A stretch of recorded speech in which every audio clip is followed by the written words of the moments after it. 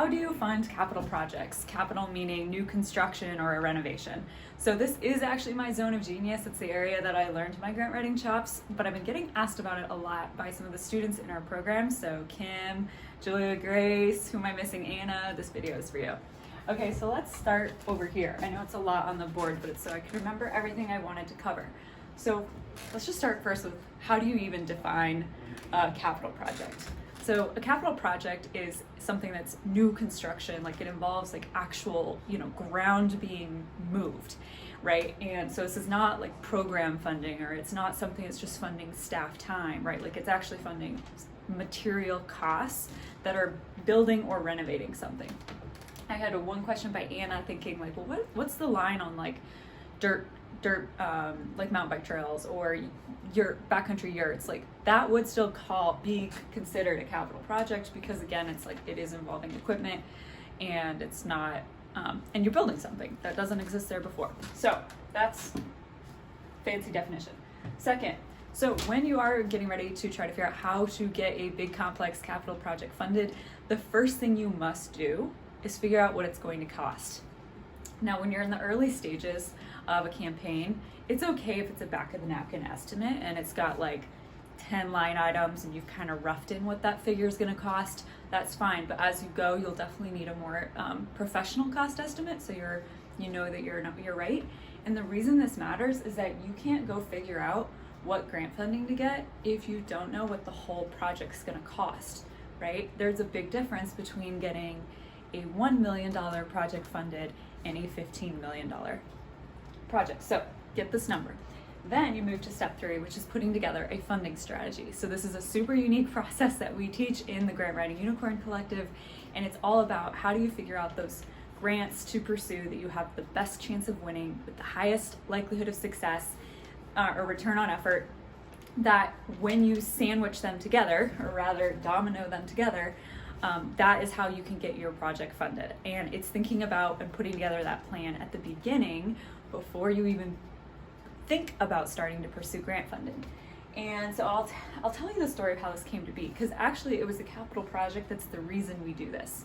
So I was a brand new grant writer thrown into this project where the community was really struggling to get a clinic funded, and they needed it desperately, and they've been trying for years and we're not getting anywhere. So what we did was, okay, let's go research all the grant funding that's available, put that into a 2-page plan specifying some project planning activities they needed to do to be ready, and then put in order, like go after this one and then this one and this one. And it needed to tell a compelling story to domino number 1, i.e. grant number 1. Okay, if you give us the first 600,000, that will in turn leverage the following grant, and that will help us close the third, right? So we had to be able to paint this entire picture of how we were going to get the project funded. So that's the importance of a funding strategy. So I wanted to go through this with an example, and then we'll run into some common questions that you might encounter. All right, so Kim is working on getting a YMCA funded. The total project cost is $16.4 million. They have done a really nice job stacking some different funding sources, and I'm gonna run through those. So they've got a $3 million grant from the state, which is great. They have about $5 million that they expect to get from a local foundation. Then they have an application in for $4 million for new market tax credits, which don't ask me about those because I'm really not an expert at all, but nonetheless, great plan. And she's now left with this little slice of the pie that I think, let's see, is a $2 to $5 million gap. So she's trying to figure out, well, what should we pursue to close that gap? Now, this is where obviously smaller grants are going to come in. These are some pretty big chunky amounts. So this is where Kim is going to go put together that funding strategy, figure out, well, what are those other 2 to 5 grants that we could pursue that are perhaps in the smaller range, like 500,000 to 2 or 3, 2 million maybe, like something. They're smaller grants, smaller for capital projects, and figure out, okay, well, what are we going to do to close this gap, and what do we go after first, and what do we go after next? They have a huge amount of leverage because they already have 80% of this project funded. So they're in a really good position to help tell a compelling story. Like literally all you need to do is give grant funding to this and we're closing it. It's happening. Great win in your cap. The other very strategic thing they did is that they have partnered with the hospital. So the hospital is going to add actually a wing to this building, and they're going to pay for that and provide a long-term lease. That long-term lease is great because it's showing, hey, we do have this other capital or revenue stream coming into the building that can help fund operation and maintenance costs. So that's a really strategic move that I'm really happy to see. Plus, it shows that there's a lot of buy-in for this project because there are other key big player partners. So that's like the plan here. And if you're trying to get the bigger deep dive on the funding strategy, we go way deep on it in the Grant Writing Unicorn Collective, like the method and the training, but also you can search some other YouTube videos where I go over it.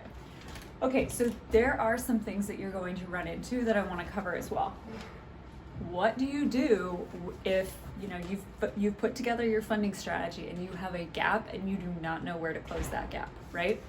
And here's the thing, when you do figure out your whole funding plan, like, okay, here are the 8 grants I think we should pursue, you don't to be conservative, you don't necessarily want to guess that you've got all 8 in the bag. So to be safe, I'll usually add up what I think we can reasonably apply for and then assume we get 75% of that. So let's say I find, I don't know, $10 million worth of grants. I'm going to assume we can get $7.5 million and plan around that. So, because there's a lot of unexpected things that you can encounter and nobody bats 100% win rate. So that's just one way to kind of think about how much realistically can we get and what else do we need to do if we can't cover it all. So here are 5 things you can do if you're running into this situation.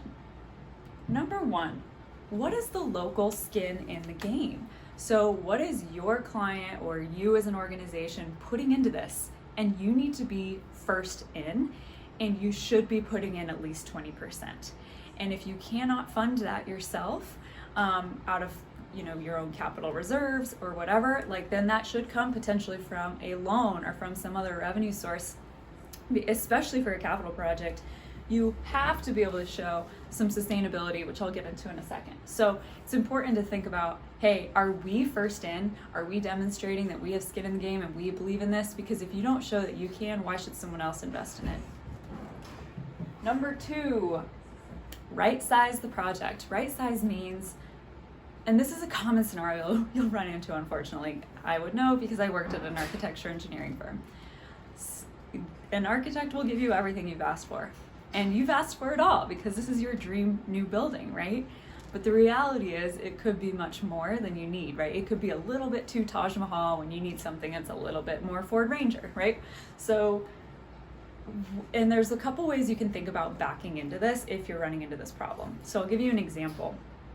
I did some work with a really rural community center, and the original designs for the building put it at $5 million. And it was a huge building, huge, in a community that was really small. And so you looked at the O&M on that, operations and maintenance costs, and it was like $50,000 a year, at least, right? That was conservative. So that was way, and I was like, I don't know if they can afford this. And if we can't paint a picture for how they can afford the O&M, like who is gonna build a building just to see it fall apart? So for that reason, I asked, all right, so what is your operation and maintenance budget presently? What are you leasing? What's your lease cost right now? What are you paying in rent presently? These are your real costs. And that was something like $6,000-$7,000, like nothing really, frankly. Maybe let's just say 10, so I have easy math. So let's say it was 10,000 that they have that they're paying for, their being their costs. So it's like, okay, if that's the case, and operations and maintenance costs are typically estimated at 10% of construction costs, that means you can afford a $1 million building. So that meant, okay, we need to yes, we can demonstrate that you've done planning and that there's been this public process involved in getting that original $5 million plan, but you need to show, well, we actually will be right-sizing this, doing a smaller structure, and constructing it and designing it such that it could have an additional wing added if and when we needed it and could afford it. But by backing into, well, what can you actually afford to maintain? I was able to come back with them and like, this is the realistic construction costs that you need to be targeting. Let's plan around this. And then they could move forward in getting it grant funded. So right sizing might be a conversation you're having. So number 3 would be phasing. Phasing is rarely doable because the project needs to be on its own a standalone project that's a success. So for example, you can't just phase, well, we'll just do the foundation now and then we'll put the walls up later. No funder wants to just pay for some cement on the ground that means nothing, right? So phasing only works if it is a standalone entity that can then be, phased, expanded. So for example, I used to do a lot of skate park capital projects. Skate parks actually are fairly modular. The big, huge bowl is actually really expensive. So you could do all of the riding features and like everything else around the skate park for phase 1, and then phase 2, you plan for it so you know where it would go. And then phase 2 could be adding the bowl if you couldn't afford both features at the same time. So that's a way you can phase. Like I said, with that building, they could actually construct it so it could have a whole nother wing added to it, and it doesn't like it's built for that, planned for that. So phasing is an option. Just recognize it does require the design consideration at the beginning, and it has to be a standalone project. Okay, number 4 is about should you be getting a loan? So this kind of rolls up to number 1, what is the skin in the game? So here's an example with a housing project. So we had a client that, we wanted to go after this grant funding. This was for a housing development project to address the housing shortage needs for teachers and health professionals in the community that then weren't moving there because they couldn't find housing. And it was a state grant, and the deal with the state grant is that you really had to show you had all your other financing in place or you were not going to win it. So we said in the application, we will get a loan for the remaining amount that's not grant funded, because they were willing to commit to that, right? They have a way to pay it back. It's rent, right? But we really didn't plan or really want to have to go get a loan, because we knew another federal grant program was actually going to be coming out just a little bit later that we could apply for. And if that was successful, that actually could take place of getting a loan. But we couldn't say that in the state application because we hadn't applied yet, it wasn't a given you'd win it, so that created uncertainty, and so they wouldn't have awarded it, right? So we were better off saying, here, we're applying for the state grant, we'll go and get the loan if awarded this grant. And then what we ended up doing is like, okay, we don't even need this, it dropped out, got the federal grant, put it in its place, and then they had the whole funding package. But you can see how this becomes a game of timing roulette, trying to figure out, especially when these programs only come out once a year, long lead times before you find out, etc. That all harks back to the funding strategy and making sure that we have it really strategized ahead of time. What are we pursuing when, so we can tell the story in the narrative of what we're pursuing, right? So that they help knock you over the next one. Number 5 would be partnerships. Actually, I want to back up real quick to one thing about, this goes well, partnerships. All right, so here's the example. I was working with a nonprofit that has done amazing work caring for children, and they really needed into a new building. The architect originally scoped out the building at $7 million. So when I actually broke down working with this real estate genius, the cost per square foot, it was like $600 per square foot, like way beyond what you would pay if you were, like, let's say renting or leasing Class A office space. And so at that moment we realized, and this is common, architects don't want to be pinned for underestimating the cost, and they know it takes a while for the projects to come to fruition and costs go up, etc. But the reality is, like, it was not a reasonable amount. It was too big, and they couldn't get the whole thing grant funded, right? It was too big, and they didn't have a good way, like, the whole thing needed to come down. It needed to be right-sized. So what we proposed was, you represent a long-term tenant. You've been in existence for 40 years. You should be in existence for the next 40. What if we find a developer that is looking for an investment, a capital investment, where they would build the building and you are a long-term lessor doing a rent to buy options. So they could literally be paying for the building over X amount of years, which provides, a reasonable return on investment for the developer, like 10%. So it's not crazy returns for them, but it's stable. It's not like building an office space with revolving door of tenants. So that became a creative way to, hey, use grant funding for a portion of this, and then otherwise, let's just look at partnering with a developer, creating this sort of public-private partnership opportunity to help this nonprofit get into the building they need, while it not being their zone of genius, constructing a building, getting it maintained, all of that stuff, right? So that was a creative solution for, how to make this thing happen when they desperately needed it, but it wasn't their area of expertise.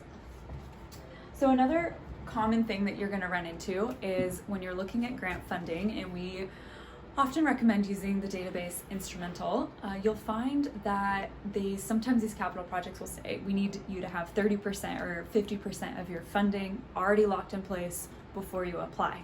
And so you might be thinking, well, what the heck, chicken and egg, someone's got to come in first. And that is the hardest part, is finding someone that will come in first.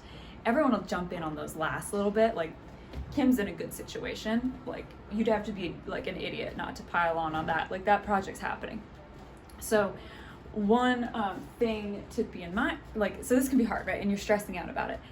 You still document, if you think it's a good fit, they would still factor into your funding strategy. They would just be domino 3, 4, or 5, right? Like, that they're going to come later in the process. And your best local bets to get that first % of grant funding or project funding secured, aside from the fact that your local commitment's getting you at least 20% of the way, but the next best opportunity is your local foundation. They know you as an organization, they trust you. If you can get them to come on board, then they also can be conduits to other funding sources, because they don't want to be the only one committed, right? So they can help introduce you to other funding sources and paint the case like, we're in if you're in, right? So they can have their own conversations advocating for your project if you can get that local foundation or regional foundation to come on first. I feel like I'm forgetting something I want to say about this topic, but I can't remember it, which is why I took so many notes. Let me just scan it real quick, make sure I got it. I guess I'll close with this. 2 concepts. When you take on a capital project as a grant writer, you really become much more than a grant writer. Because, this is where you become a consultant, you become a part of a bigger team, because there's a lot more involved in getting something funded than just writing an application, right? Like, a lot of times you're going to identify areas in their project planning that is weak, things that have to be addressed. Is the leadership structure solid? Is the sustainability of the organization bulletproof? Like, there's other things you can find yourself kind of getting into, because it's what has to be rock solid before you're going to be able to do your job landing the capital funding for this project. So be aware that these aren't easy, and they require a team, and you are more than a grant writer when you get involved. The last thing I want to add is that capital projects, they just be prepared for the twists and turns and adventures that they will take you down. You'll find you are going to have a plan in your funding strategy, but that sucker is going to change. It is a living document. So you might have had a plan to go after this grant funding source, but then they say, no, apply for our tier 1 program first, so we trust that you can manage funds. So all of a sudden you're removing around your dominoes to figure out, how are we going to get this whole thing done? And sometimes things get out of your control in terms of, politics and relationships that precede you getting involved. And sometimes those can be really hard to see when you're coming in your role, eager to execute, and don't fully see or understand, well, what is the history of this organization in the community, and what is its reputation? So there's a lot that kind of rolls up into a capital project. But so long as you have a systematic approach, your project planning toolkit is dialed, this project is well thought through and planned, you have a funding strategy, right? The gold is in that roadmap, and then you've got a really solid team to execute on making it happen. You can totally do this. And I'll tell you, when your capital project is constructed and you can touch it it is the most glorious experience as a grant writer. Remember that clinic I told you about at the top of the video? Well, I remember when that thing was finally done and like hugging the building and crying because it was my first big capital project. That was, $5 million and took a couple years to pull off. So with that, I will wrap up. If you have any other questions about capital projects, please post those below so we can make sure that I shore those up. But with that, thank you very much. See ya.